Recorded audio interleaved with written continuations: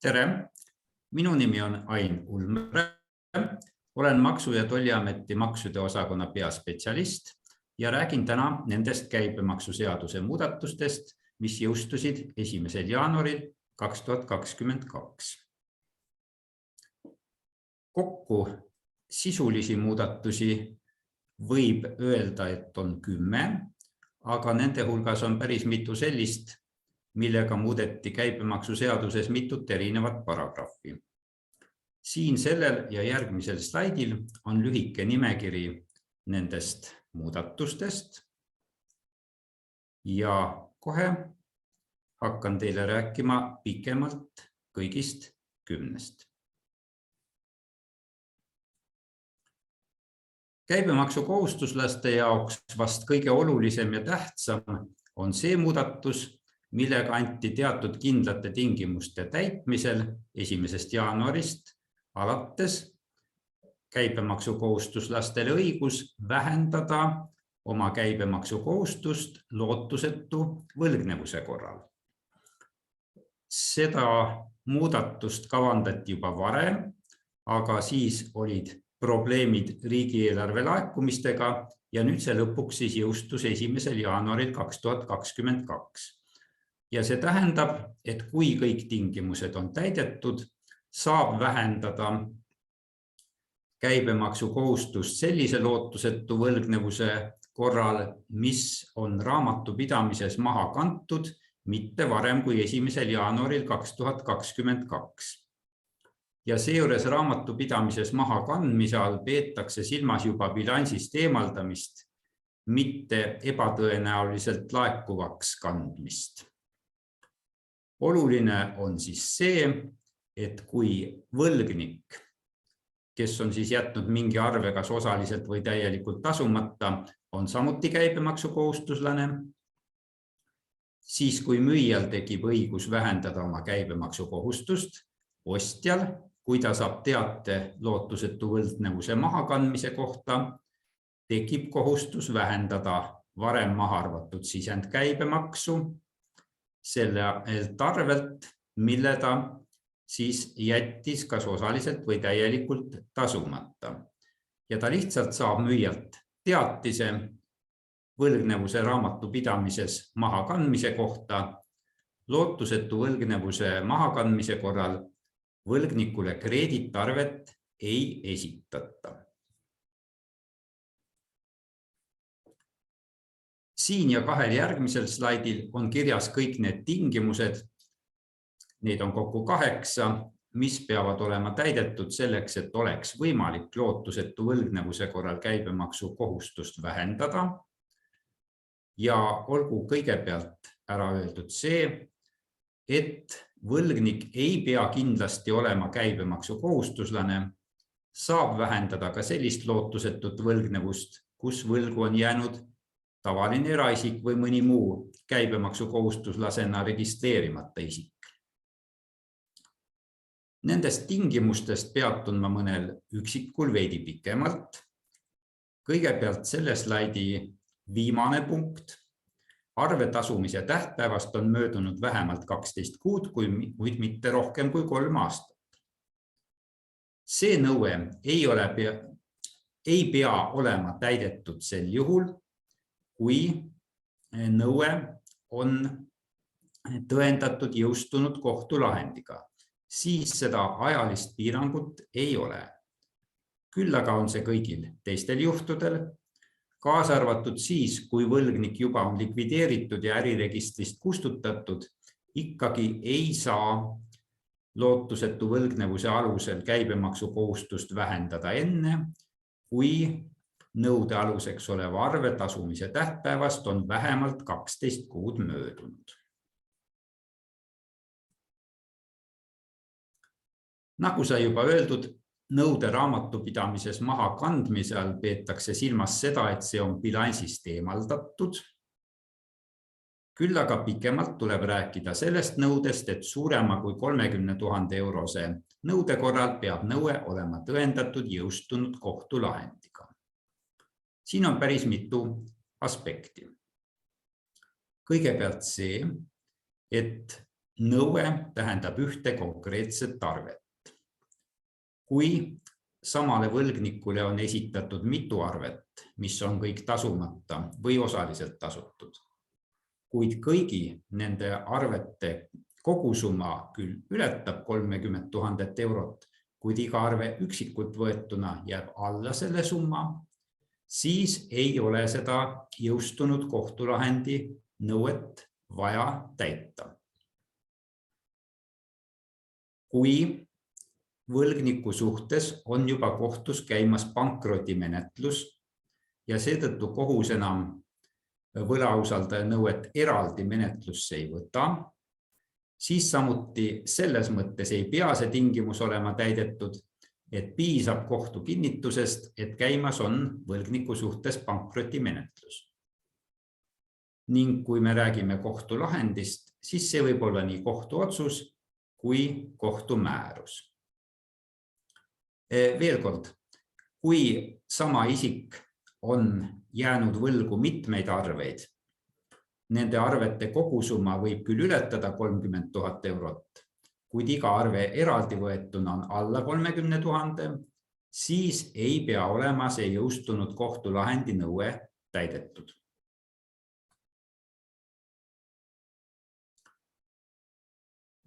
Viimase tingimuse kohta tuleb muidugi öelda seda, et kui ei olegi enam kellelegi seda teadet esitada, siis see ei takista käibemaksukohustuse vähendamist, siis lihtsalt see tingimus jääb täitmata. Kui võlgnik juba ongi likvideeritud ja äriregistrist kustutatud, siis otse loomulikult ei ole kellelegi enam saata seda teadet lootusetu võlgnevuse raamatupidamises maha kandmise kohta.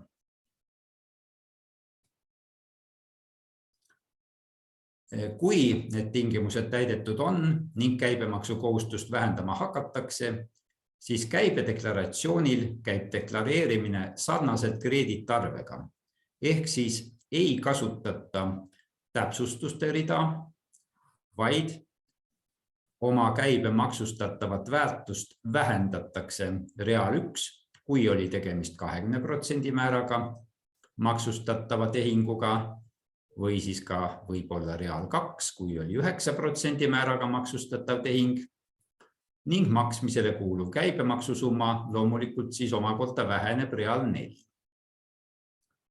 Ja kui võlgnik on samuti käibemaksukohustuslane ja on esialgse arve alusel sisendkäibemaksu maha arvanud, temal tekib kohustus vähendada nüüd sisendkäibemaksu real 5. Olgu ka öeldud seda, et kui lõpuks võlgnik ikkagi mingi summa suudab tasuda või pankrotimenetluse käigus midagi saadakse kätte, siis peab müüja omakorda sellelt kätte saadud summalt uuesti käibemaksu maksma ja vastavalt siis ka käibedeklaratsioonis deklareerima. Kui konkreetse tehingupartneriga seotud arvete kogusumma maksustamisperioodil on vähemalt 1000 eurot ja see tähendab, et selle tehingupartneriga seotud arvet tuleb deklareerida, siis tuleb käibedeklaratsiooni lisal KMD-Inf deklareerida ka see arve, mille alusel nüüd käibemaksukohustust seoses lootusetu võlgnevusega vähendatakse.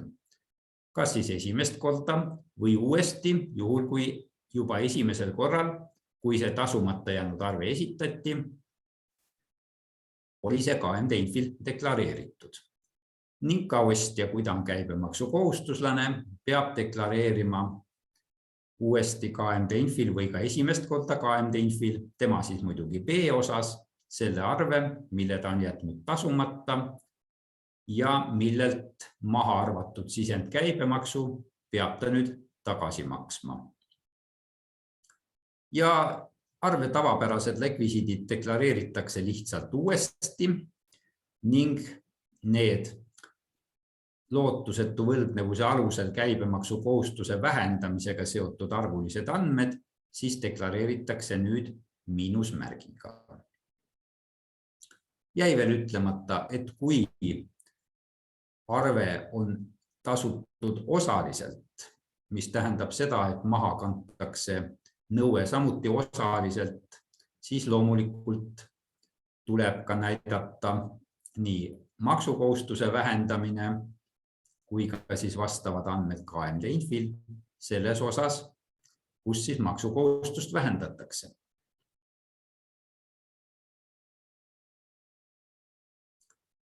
Järgmine käibemaksuseaduse muudatus ilmselt puudutab väga väheseid, aga töövõimetoetuse seadusega on nüüd loodud uut liiki toetus, see on töövõimetoetus, mida siis makstaksegi välja just nimelt töövõimetoetuse seaduse alusel. Ja seetõttu on käibemaksuseadust täiendatud selliselt, et käibemaksuvaba on toetuste postivahendusel väljamaksmine, sõltumata sellest, kas see toimub riikliku pensionikindlustuse seaduse või töövõimetoetuse seaduse alusel.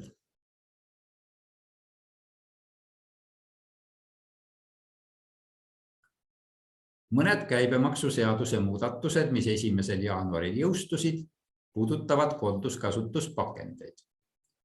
Kuni 2021. aasta lõpuni oli käibemaksuseaduses kirjas, et maksukohustuslasest tootja peab käibena deklareerima talle kalendriaasta jooksul tagastamata korduskasutuspakendite maksustatava väärtuse ja just nimelt seda korduskasutuspakendi maksumust ei arvata maksustatava väärtuse hulka sel juhul, kui maksukohustuslasest tootja ei võõrandanud korduskasutuspakendit.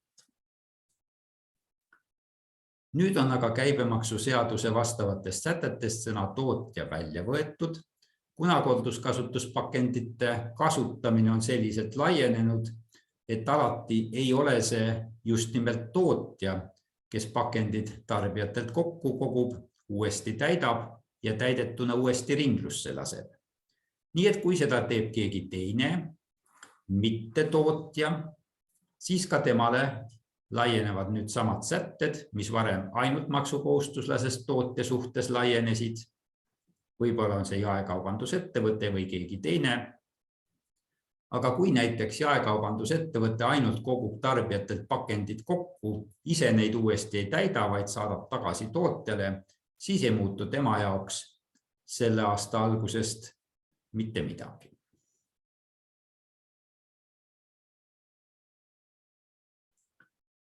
Üks oluline asi, mille kohta on juba esitatud ka esimesed taotlused, on paragrahvi 41 muudatus ja see paragrahv puudutab kasutatud kaupade, originaalkunstiteoste, kollektsiooni ja antiikesemete edasimüügi käibemaksuga maksustamise erikorda.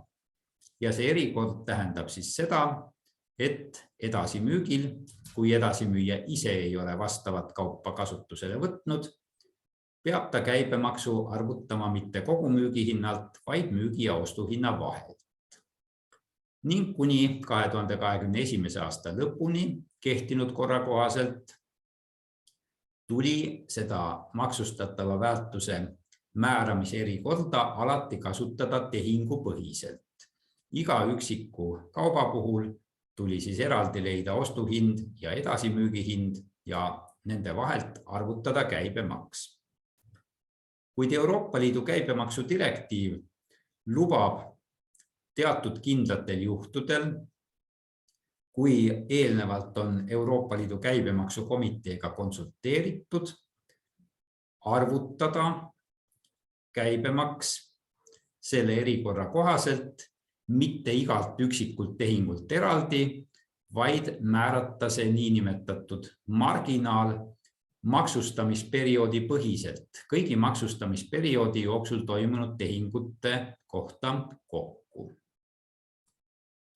Eesti Rahandusministeerium eelmise aasta lõpul käibemaksukomiteega konsulteeris ning nüüd siis 1. jaanuarist paragrahv 41 lõiget 3 ka selliselt täiendati, et maksumaksja võib pöörduda põhjendatud kirjaliku taotlusega maksuhalduri poole, et saada õigus arvestada erikorra alusel maksustatavate kaupade maksustatavat väärtust mitte tehingupõhiselt, vaid maksustamisperioodi põhiselt.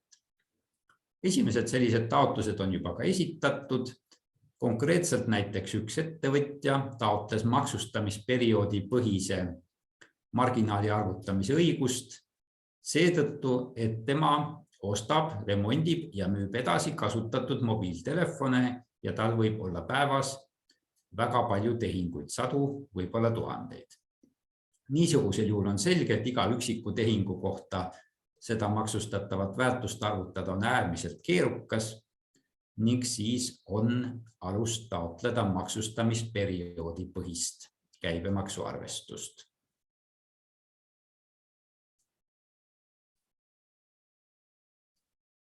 Üks veidi, kas just väiksem muudatus, aga mitte kõiki puudutav muudatus on seotud kaupade importimisega. Nimelt juhul, kui tollivõlg tekib mingil muul juhul, kui Euroopa Liidu välise kauba kas vabasse ringlusse lubamise tolliprotseduurile suunamisest või impordi tollimaksudest osalise vabastusega ajutise impordi tolliprotseduuridele suunamisest, siis tekib kauba import Eestis ja Eestis siis ka vastavalt kaubalt käibemaksu tasumise kohustus ainult siis, kui kaup on ka tegelikult Eestisse toimetatud. Kui tollivõlg tekib muudel juhtudel kui nendele kahele eespool nimetatud tolliprotseduurile suunamisest, kuid kaup on toimetatud mõnda teise liikmesriiki või üldse ühenduse välisesse riiki, siis ei teki Eestis kauba importi ega käibemaksu tasumise kohustust.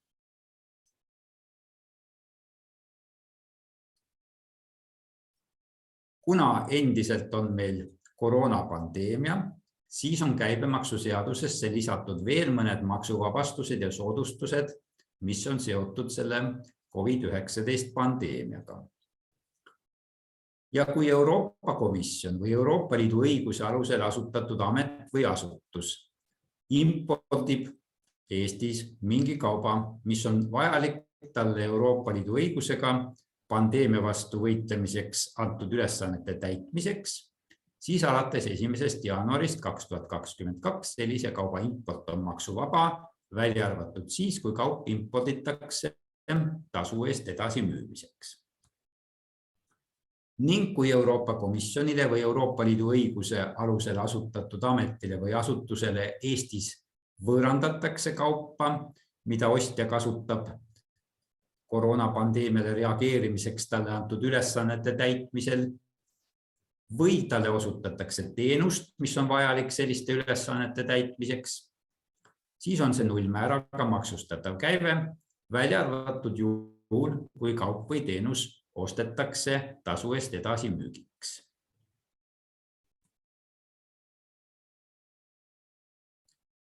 Oluline on siin veel ka see, et kui need nullmäära või maksuvabastuse rakendamise tingimused enam mingil hetkel ei ole täidetud, peab Euroopa Komisjon või siis Euroopa Liidu amet või asutus maksuhaldurit sellest informeerima ning sel juhul tuleb tal see käibemaks tasuda vastavalt käibemaksuseaduse paragrahv 39 lõike 3 alusel kehtestatud korrale ja tingimustele.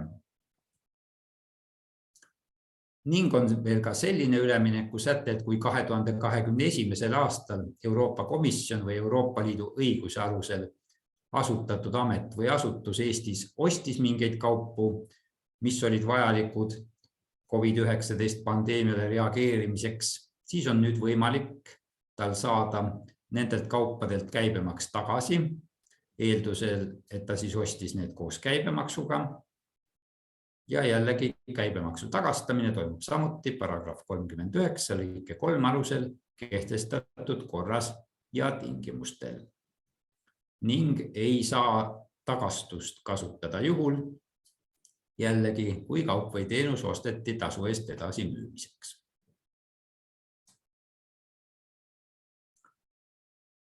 Oli siin juba juttu Euroopa Liidu õiguse alusel asutatud asutustest ja need on natukene teised asjad, kui on Euroopa Liidu institutsioonid, need on eraldiseisvad juriidilised isikud, asutatud Euroopa Liidu õigusest tulenevate konkreetsete ülesannete täitmiseks ja sisuliselt siis rahvusvahelised organisatsioonid, mille suhtes kohaldatakse Euroopa Liidu privileegide ja immuniteetide protokolli. Ja nendele peavad kehtima samasugused käibemaksusoodustused ja vabastused nagu Euroopa Liidu institutsioonidele ja vastavad muudatused, täiendused on nüüd siis 1. jaanuarist 2022 Eesti käibemaksuseaduses tehtud.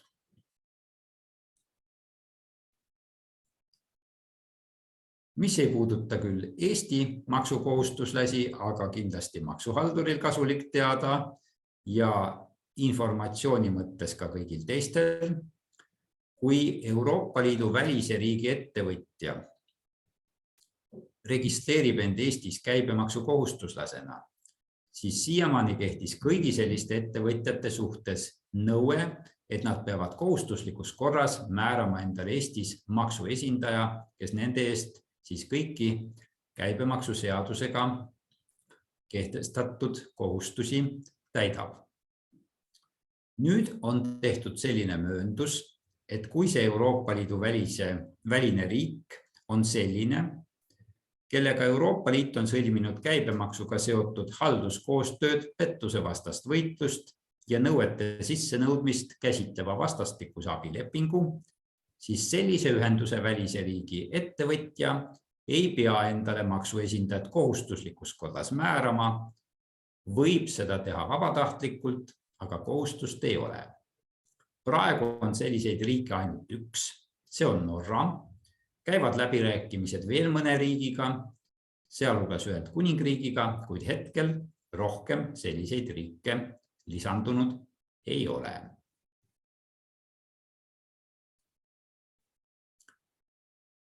Ja veel mõned käibemaksuseaduse muudatused, mis puudutavad Euroopa Liidu väliste riikide ettevõtjaid. Nüüd, kui Euroopa Liidu välise riigi ettevõtja on Eestis ostnud kauba või teenuse, mis talle on müüdud koos käibemaksuga. Siiamaani kehtis kõigi selliste ettevõtjate puhul reegel, et Eestis makstud käibemaksu tagastamine toimub vastastikuse printsiibi alusel, mis tähendab seda, et vastavas Euroopa Liidu välises riigis peab Eesti ettevõtjatel olema seal makstud käibemaksu tagasisaamise õigus ja muuhulgas peab siis Euroopa Liidu välise riigi ettevõtja samuti olema oma riigis käibemaksu kohustuslane. Need nõuded ei kehti nüüd selliste Euroopa Liidu välise riigi ettevõtjate suhtes, kes on kusagil Euroopa Liidu liikmesriigis ennast registreerinud uue OSS erikorra kasutajaks. See tähendab, et neil OSS erikorra alusel tekib käive Euroopa Liidus ja seda sisendkäibemaksu, mille nad on maksnud kaupadelt ja teenustelt, mis on siis ostetud just nimelt selle OSS erikorra alusel Euroopa Liidus tekkinud käibe jaoks. Selle sisendkäibemaksu tagastamist on sellisel Euroopa Liidu välise riigi ettevõtjal õigus taotleda ka siis, kui tema asukohariigis Eesti ettevõtjatel ei ole käibemaksu tagasisaamise õigust ja kui ta ise ei ole oma asukohariigis käibemaksu kohustuslane. Neid Euroopa Liidu väliseid riike, kus Eesti käibemaksu kohustuslastele käibemaksu tagastatakse ja siis vastastikuselt ka Eesti tagastab nende riikide ettevõtjatele käibemaksu, on tegelikult väga vähe, neid on 6 ja kõigi ülejäänute puhul siis see uus erisus kehtib nüüd ka. Ning veel üks väike muudatus, mis samuti ei puuduta üldse Eesti ettevõtjaid, et kui Euroopa Liidu teise liikmesriigi isik rakendab ühenduse välisest riigist importitud kauba kaugmüügi erikorda IOS, siis üldreeglina muidugi võetakse ennast IOS erikorra kasutajaks oma liikmesriigis, aga põhimõtteliselt on võimalik vahendaja kaudu võtta ennast erikorra kasutajaks ka Eestis. On küll vähetõenäoline, et seda praktikas rakendama hakatakse ja loomulikult see Eesti maksumaksjaid ka üldse ei puuduta. See oligi minu poolt lühike ülevaade kõigist käibemaksuseaduse muudatustest, mis on nüüd jõus alates 1. jaanuarist. Maksu- ja Tolliameti veebilehelt leiate ka veidi pikema ülevaate nendest sellelt aadressilt, mis on siin sellel slaidil. Ja kes soovib veel pikemalt lugeda, siis on siin kirjas ka Riigikogu aadress viitega siis lingile, kust on võimalik leida see käibemaksuseaduse muutmise seaduse eelnõu, millega need muudatused kehtestati ning lugeda ka siis selle eelnõu seletuskirja, et soovi korral veel põhjalikumalt muudatuste sisuga tutvuda. Tänan teid kuulamast ja minu poolt selle teemaga siis selleks korraks ongi kõik.